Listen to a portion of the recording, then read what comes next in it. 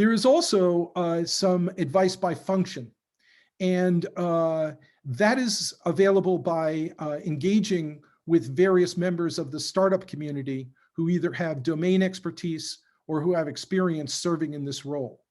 The first one, which stands out, is the type of advice that the CEO needs. And here an advisor can play the role, but also there are mentors and coaches who provide advice. It's important to note with mentors and coaches that they are simultaneously also helping with the soft negotiation and soft side, the soft social science side of doing the CEO role. So they are dealing with psychological factors and also emotional factors of being a CEO. The advisor may give straightforward advice about performance of the CEO. And that sort of advice can be carried over by the advisor, one advisor or multiple advisors, to executive leaders and heads of business units. But on the performance side, certainly board members and investors and especially COOs are very valuable sources of guidance and outlook for the CEO and executive leaders. So they play a role in the advisor's ecosystem. In addition, as you know, the board plays a very important role. But outside of the standard fiduciary advisor role, it's important to note that the board members provide a particularly important role in an informal capacity.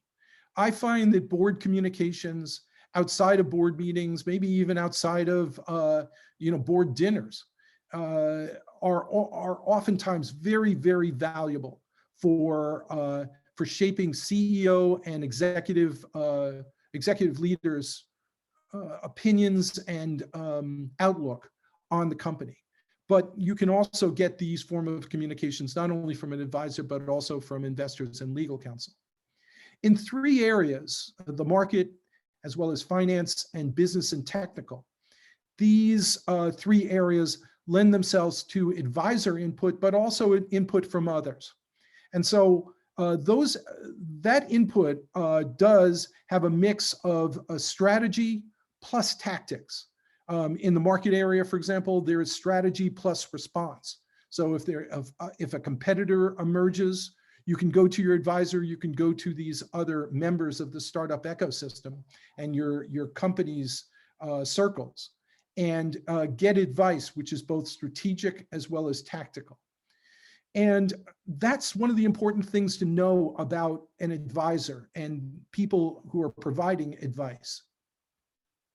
The guidance can come in at a strategic level and give actually practical instances and experience behind what are the next moves.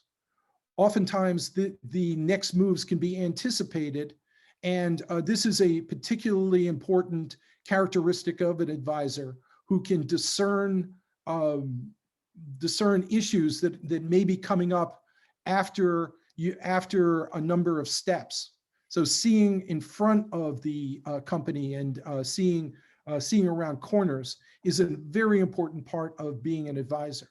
But simultaneously, in addition to strategic advice, there is this tactical advice that is very important. You can see this in markets where tactical responses are very important, as is strategic advice.